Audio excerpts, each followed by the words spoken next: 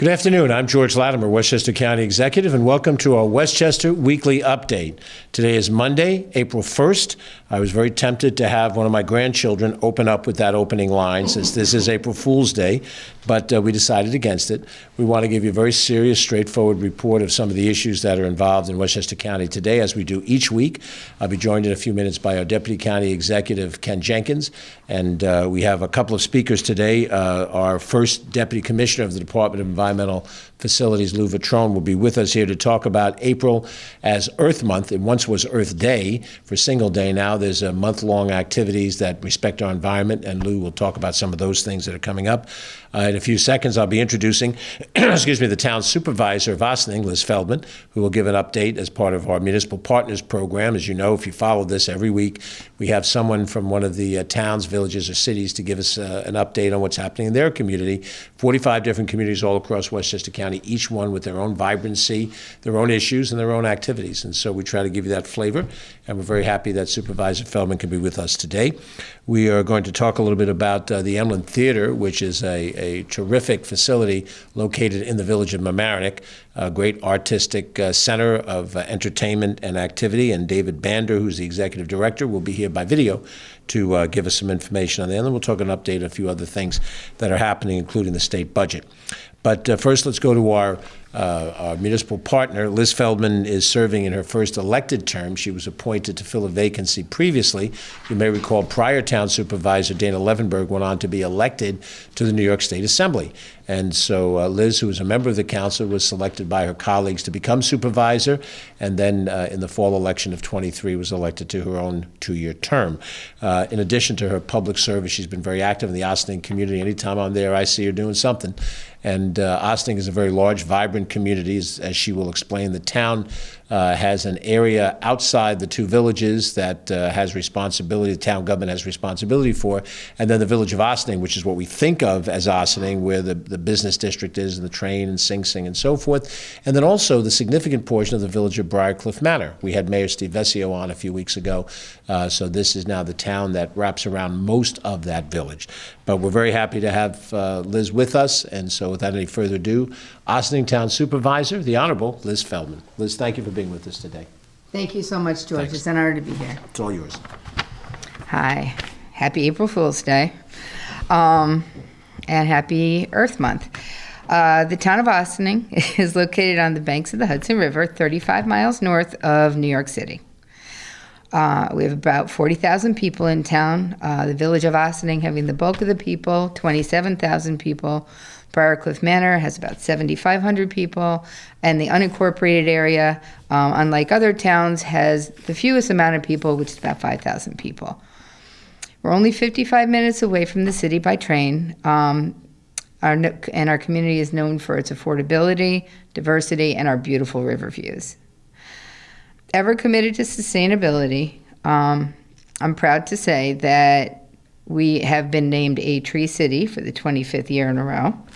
And we have applied for and are just in line to get the bronze certification from the New York State Climate Smart Communities Program. We've been working really hard on that. Today, I'd like to talk about some of the exciting things and happenings that are going on in our community. With the help of the New York State Downtown Revitalization Grant, we are building a new stage to enhance our ever-popular River Jam free concert series, summer concert series. Starting in July and continuing every Friday night through the summer, we with the backdrop of a fabulous sunset on the Hudson River, we have a free concert and with amazing bands, food trucks, beer garden, and it's a great time and all are welcome. It's not just restricted to the community.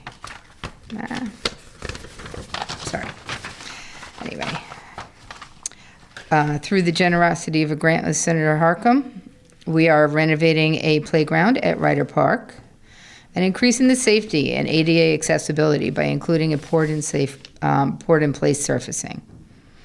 On April 20th, in partnership with the town of Ossining, the village of Ossining, and Green Ossining, we will be hosting their 14th annual Earth Day Festival. They continue to aspire to be the most educational and opportunity-driven Earth Day Festival in Westchester County. In addition to the long lineup of first-class musicians, craft brewers, food vendors, there's a lot of information for people to learn about how to live a more sustainable life. Information about cost-saving programs, solar panels, geothermal, air source heat pumps, environmentally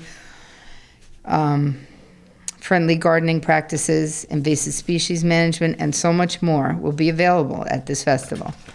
There will also be many opportunities for people to meet and learn about the many organizations and volunteer groups doing important environmental work in our community. Sustainable Westchester, Riverkeeper, Westchester's Hilltop Hanover Farms, among others, will be there to answer your questions.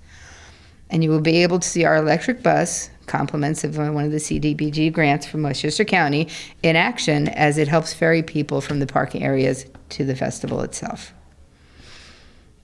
If you decide to come any day to Ossining, our North State Road Business District in the unincorporated area has many fine dining options, including the Flame Steakhouse, Terra Rustica Italian Restaurant, Maya Rivera Mexican Restaurant, and a brand new 512 Bistro American fare. And there are many more fine dining options throughout the two villages. You can also visit the Bethany Arts Community, which is in the unincorporated area. It's a not-for-profit group that is there to help artists collaborate and be able to afford to be artists. They have studio spaces, they have shows, and you can tour the grounds, you can tour the galleries, you can stay for a show. It's a really great space that I hope everybody takes an opportunity to visit. Currently, there's an exhibit on display called Remarkable Women in and Around Ossining, which was made possible by an Arts Westchester grant and was curated by our Town of Ossining historian, Caroline Curvan. Other great things to do in our area include a hike at the 1,000-acre Teatown Lake Nature Preserve and Educational Center. They have 1,000 acres of hiking trails and animals and rehabilitation center as well. You can take in a show at the Westchester Collaborative Theater or take a walking tour of our historic Dale Cemetery.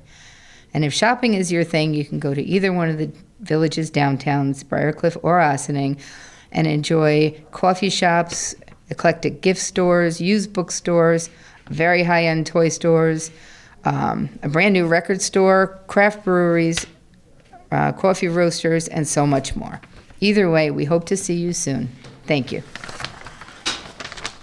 Thank you very much, Liz. Thank We you. appreciate you being here. That's Supervisor Liz Feldman, Supervisor of the Town of Ossining. And Ossining has got a great history and a great presence. And if you're in that area, the historic presence of Sing Sing right on the river and the vistas that you see from various locations. We were just there earlier today and had a beautiful view of the Hudson River from our stop. So again, thank you for being with us. And our best regards to the rest of the government, town government, and our friends. We want to talk about a few other things. I'll ask Ken Jenkins to join me here at the podium, just to give you an idea of a couple of things. First of all, I think we're all very much affected by the disaster that happened in Maryland with the collapse of the Francis Scott Key Bridge. And the nature of our county government is that we do not have responsibility for bridges of that size and scope over any navigable waterways. The bridge that spans the Hudson that was recreated over the Tappan Zee Bridge, now the Cuomo Bridge, is a function of the New York State Thruway Authority, and the various agencies that have some of the other Hudson Valley bridges also govern the Bear Mountain Bridge. Those are the two that are the most analogous to what the Key Bridge is for us.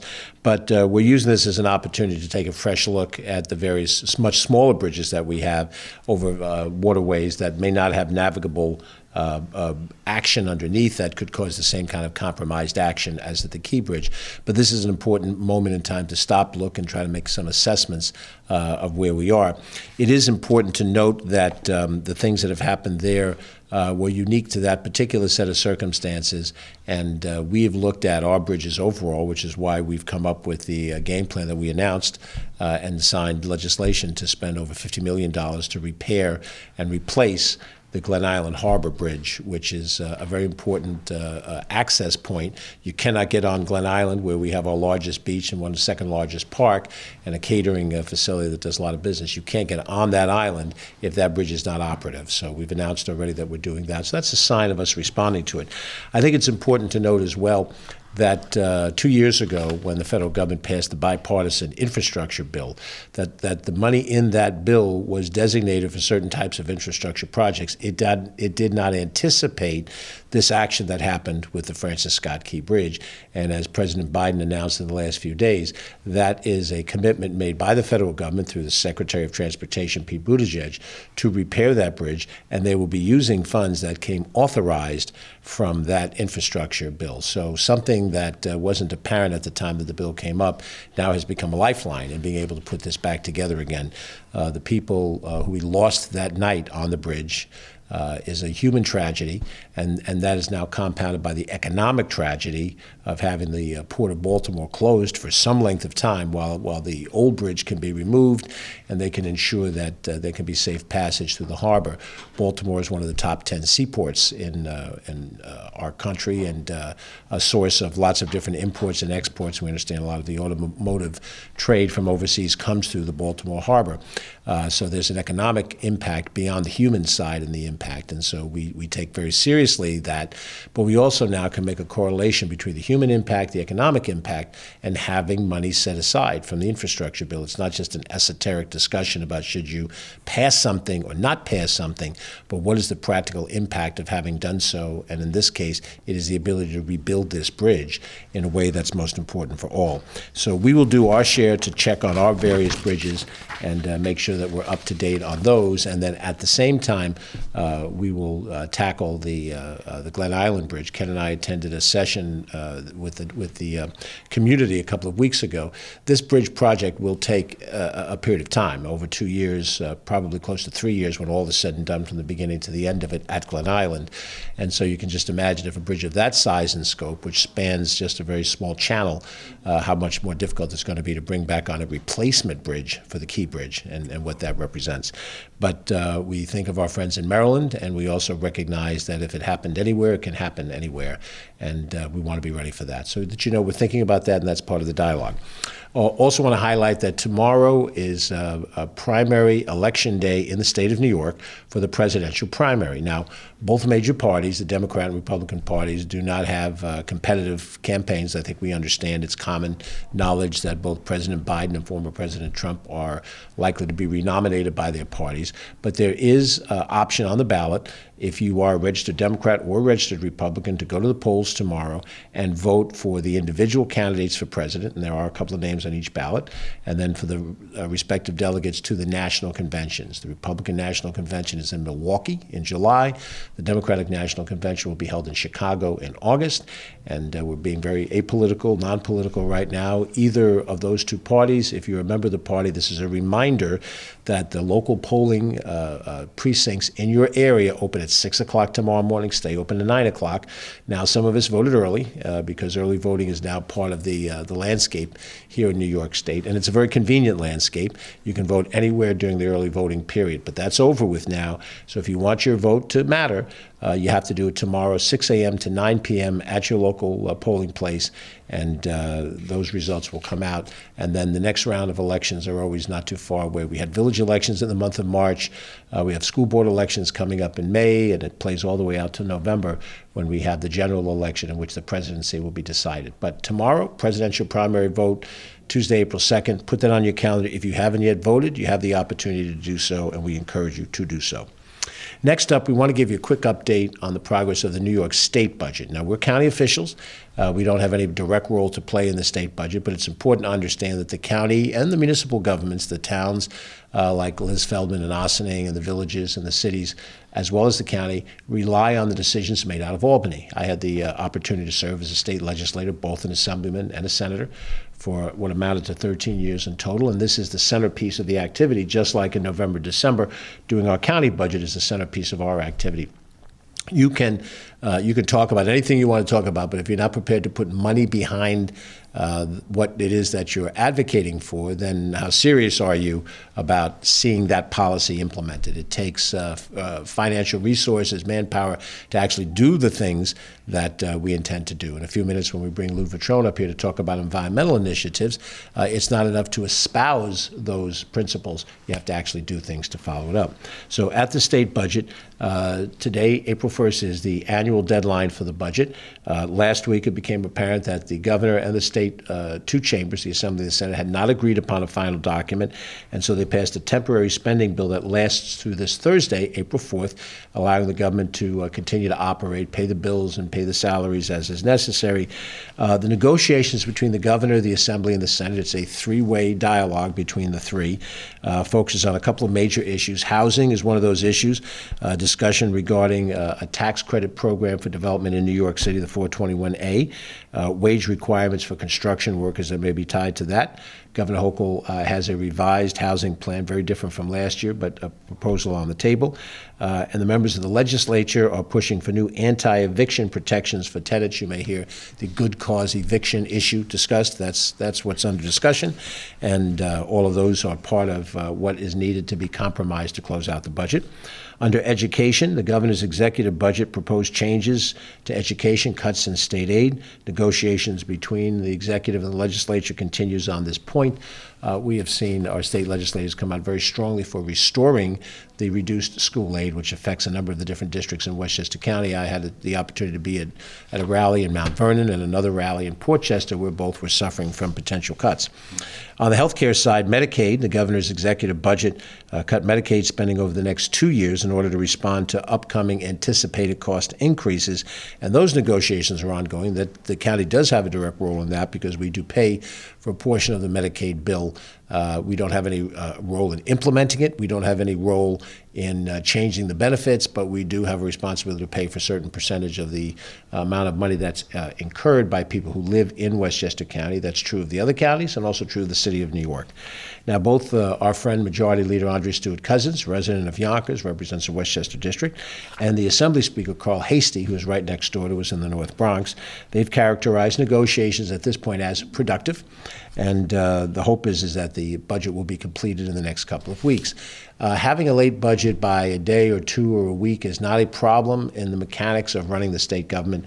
It becomes a problem if you are more than a month or two late in that process. And of course, what legislators will argue is that they have relatively little leverage on the budget. Their willingness to withhold support of the budget is how they get compromises from the governor and the executive branch. It's a little bit different here. At the county level of government, the position of county executive does not have the kind of authority that the governor does in the state budgetary system, where the governor can specify not only amounts of money to be spent, but how that money is to be used by language. The legislature cannot amend the language at the state level. Here at our level, the county executive, for this moment myself, has no similar power. So the negotiating process in Albany is different from what you see here. We usually can come to agreement much more quickly and easily.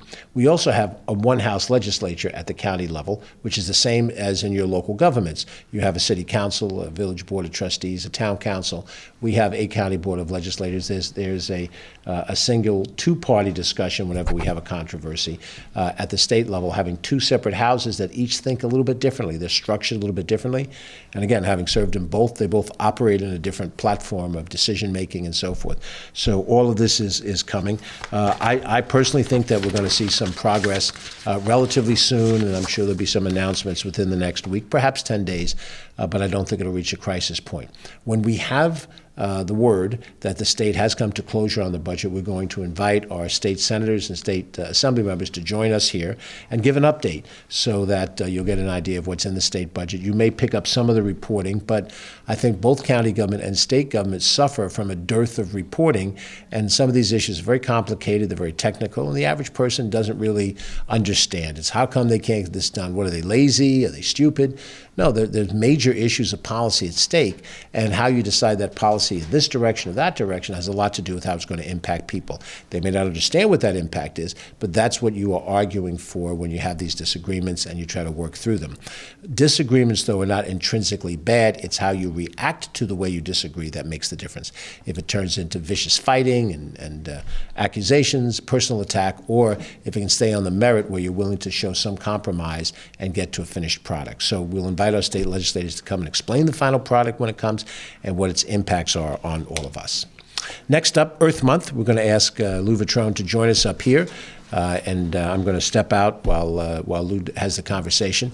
Lou, as I said, is our first Deputy Commissioner of the Department of Environmental Facilities, which means that department is responsible for our sewer treatment plants, responsible for our waste stations, handles our recycling efforts, and a host of different things. And Lou, along with the Commissioner, Vincent Kopicki, have done an excellent job in trying to help us stay in the proper environmental direction, raising our recycling rates, lowering the amount of trash that we produce. And of course, back in April of 1970, the first Earth Day occurred. I remember being a senior in high school when that happened. And now here we are all these years later, where Earth Month becomes a time for a series of activities that show our sensitivity to the environment. So Lou's going to cover those things for us. Lou, please. Thank you. Thank you, County Executive. Under County Executive Latimer and Deputy County Executive Jenkins' leadership, Westchester County has continued to be a leader in environmental management, not just throughout New York State, but throughout the country. And the Department of Environmental Facilities, we're really excited to celebrate Earth Month with all of Westchester County's residents by offering a whole host of events throughout the month.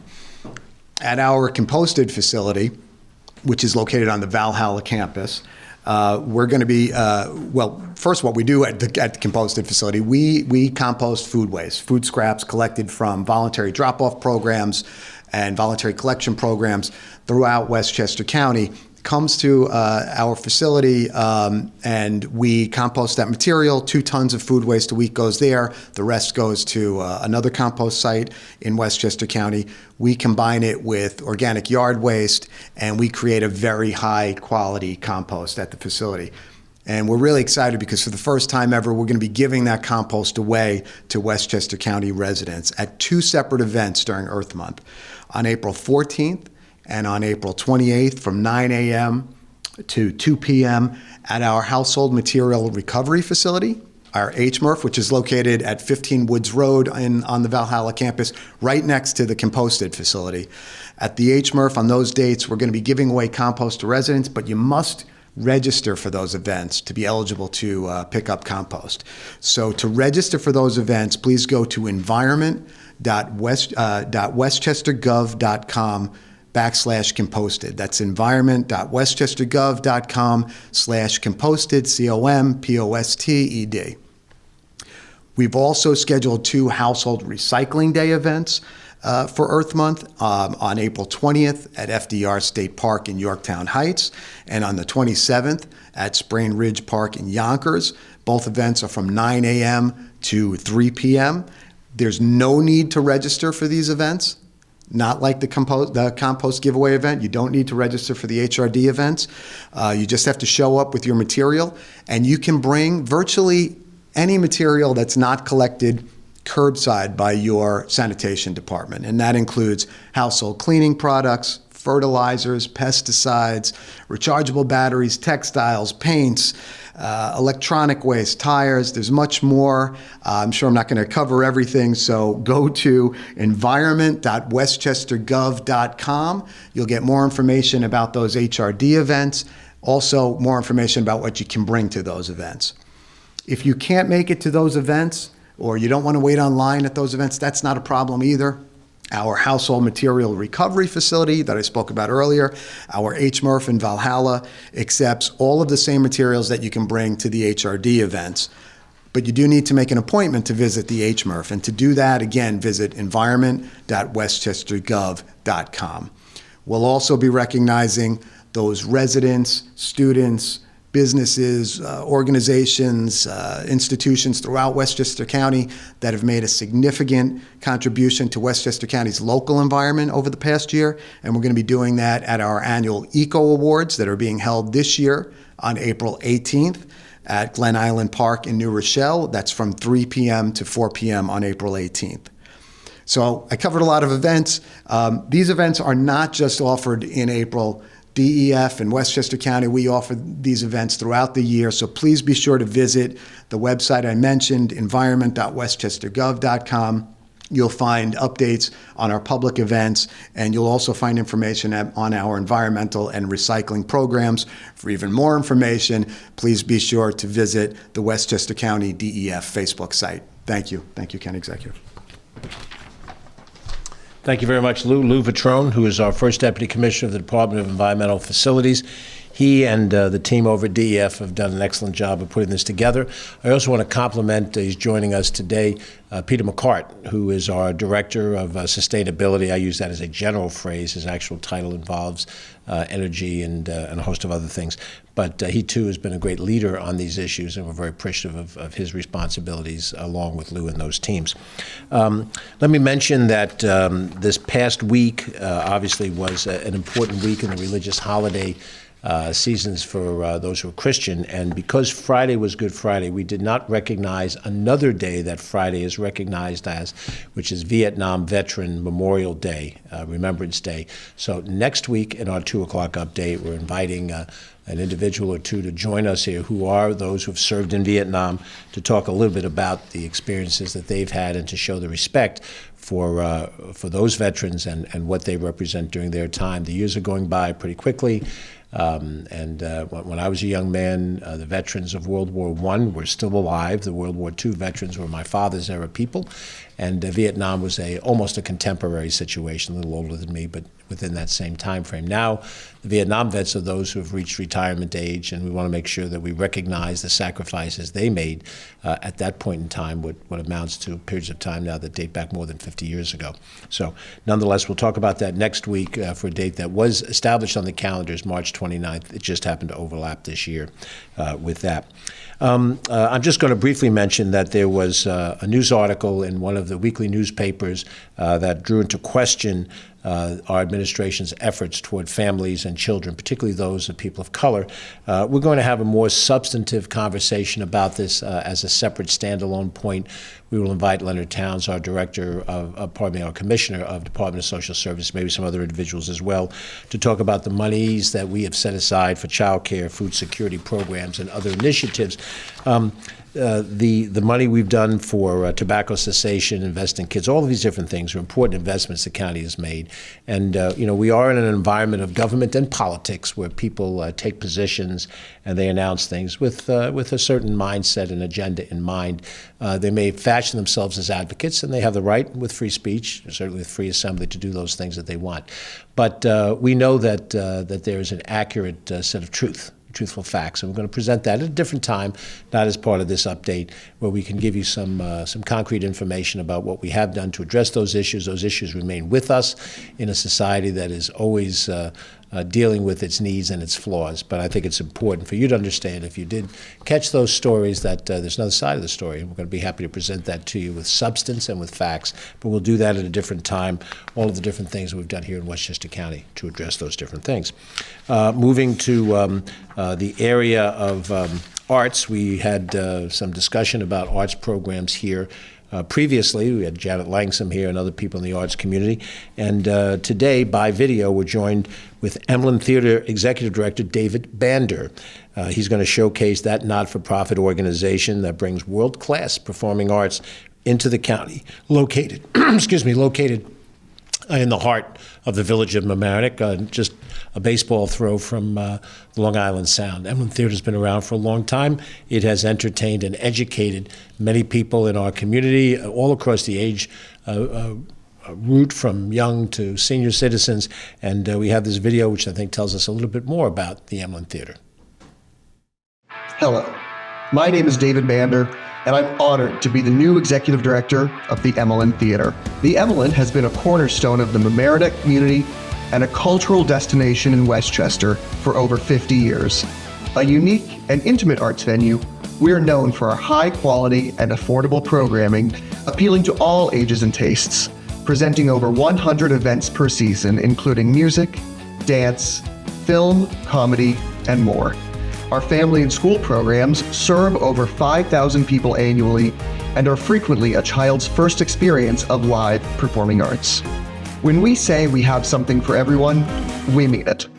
Coming up this spring, we have a packed schedule of incredible shows featuring returning favorites such as Martin Sexton, bringing his soul-marinated voice and suitcase full of heartfelt songs, new, exciting performers, including the Grammy-nominated roots musician Amethyst Kia, artists featured on some of today's top TV shows, like magician Chris Funk, featured on Penn and Teller's Fool Us, and the voice superstar Chris Mann, doing his From Gershwin to Gaga, celebrating the Tony Bennett Songbook. The very popular FitzDog Radio podcast host Greg Fitzsimmons comes for an evening of stand-up comedy, and the Joni Project will appear this June to celebrate the 50th anniversary of Joni Mitchell's Court and Spark album. The way I see it, he said you just can't win it. As a nonprofit, the Emmelyn Theater is proud to receive funding from Arts Westchester with support from Westchester County Government and County Executive George Latimer. We also rely heavily on support from individual patrons with donations of all sizes. I encourage you to check out emmelyn.org for all of our upcoming events. There's something for everyone from 3 years old and up. When you come to a show, please be sure to introduce yourself. I love meeting members of our community, whether it's your first time at the Emmelyn or you're a seasoned regular. See you in the Merrimack. We encourage you to go on the website for the Emmelyn Theater, take a look at their upcoming programs of entertainment, and if you can be a part of it, it's certainly worthwhile. We have many facilities around Westchester County in all corners of the Paramount Theater in Peekskill, the Capitol Theater in Portchester, Tarrytown Music Hall in Tarrytown, that all offer entertainment of various different types and scope. We have great sites with special fairs and festivals, and now that we're getting into April 1st, we're getting into a better weather season. I expect to see a lot more of those. Ken Jenkins is going to mention in just a second some of the different parks events that we have, but that list is just going to grow in the weeks to come. So we've made it through the winter, and with Emmelyn and all the other great facilities in Westchester County, it's an opportunity for you to enjoy the quality of life that Westchester has to offer. I'll turn it over to Ken to cover a couple of different issues. Ken? Thanks, George. And certainly one of the things that we are going to talk about, because prom season is almost upon us, spring has sprung, but prom course can make it hard or even impossible for many students to participate in this annual rite of passage with their peers. That's why Westchester County is proud to partner with the Operation Prom Network for its annual prom dress and tuxedo giveaway at the County Center, Friday, April 26th through Sunday, April 28th. This 3-day event, now in its 20th year, provides high-quality, high-style, free and low-cost prom dresses and tuxedos to high school students across Westchester County. So starting on the 26th of April from 1 to 5, free dresses and tuxedos for high school seniors with valid school IDs or transcripts. And for that date, reservations are required. So Friday, April 26th, 1 to 5. On Saturday, April 27th, from 10 to 3, free dresses and tuxedos again for those high school seniors with valid ID, school ID or their transcript. And for that day on the Saturday, no reservations required. So the first day, the 26th, reservations required. The second day, the Saturday, 27th, no reservations. And on Sunday, April 28th from 10 to 2, that's only for dresses only, open to all students and the general public. There's a donation of $10 per dress. For Sunday, again, 10 to 2 p.m., dresses only, tuxedo suits are not available. And again, that's from April 26th, the 27th, and 28th. For those that are interested for the 26th, you make sure to get those reservations. For the second year in a row, the county is making free Beeline bus trips to the county center available for all students participating in Operation Prom. Students should show their school IDs and mention Operation Prom to their bus drivers. So again, second year in a row to the county center, free Beeline bus trips to the county center. And we want to give a big shout out and thank you to Noel Dialco Almarati, the founder of Operation Prom National Network. Noel is awesome. So again, Operation Prom coming up again at the end of April. Get your reservations in now for April 26th. Going to flip over to continuing our nationally accredited award-winning park system. Starting tomorrow, April 2nd, from 8 a.m. to 10 a.m., the continuation of the Mall Walk at the Westchester and White Plains. So it's Tuesday and Fridays every week. And certainly when we have the kind of weather that we've had for today, and supposed to have the same kind of weather on Thursday as well, it's an opportunity for you to get your walk on and exercise on in the mall at the Westchester at 8 a.m. Check that out at parks.westchestergov.com/more walking, or you can certainly check it out in the weekly parks update. On Tuesday as well, up at the Alfred B. Del Bello Muscoot Farm up in Somers, the Little Explorers program, it goes from 9:30 to 10:30. So you bring your child who's 3, 4, or 5 years old to the farm for fun stories, crafts, and animal and nature activities. That also will happen on April 23rd, the 30th, May 7th, 14th, the 21st and 28th, as well as June 4th. Again, the Tuesdays right through June 4th. Get those details at muscootfarm.org. And again, that's going to be a great program. And again, 3, 4, or 5 years old for Alfred B. Del Bello Muscoot Farm. Thursday on April 4th, the return of Park and Read at the Lasden Park and Arboretum in Katona to discover our captivating spring read aloud program. You could join us each week as we bring stories to life, celebrating an enriching experience for children from ages 3 to 6. That's going to be in the main house living room at Lasden Park. That'll happen also on April 11th, 18th, and 25th. And straight through May, on Thursdays, the 2nd, the 9th, 16th, and the 23rd. You need to be, parents or guardians need to be with their young folks there. And you never know when the county executive or some other guest speaker, guest reader is going to come to the Park and Read program around the county. So again, Lasden Park and Arboretum. Saturday, April 6th, at the Hilltop Hanover Farm and Environmental Center, the farm stand is open. So you get a chance to buy your favorite produce, meats, and dairy. And then on April 25th, the farm stand will be open starting from April 25th, Thursday through Sunday. So again, as the county executive pointed out, we're getting into the spring events and things are active and popping in the Parks, Recreation, and Conservation system.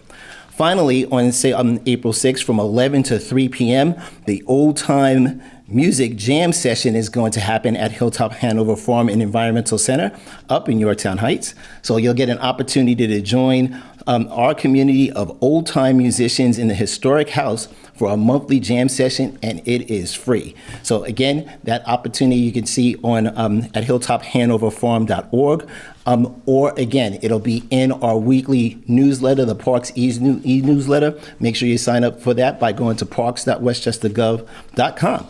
Back to you, George.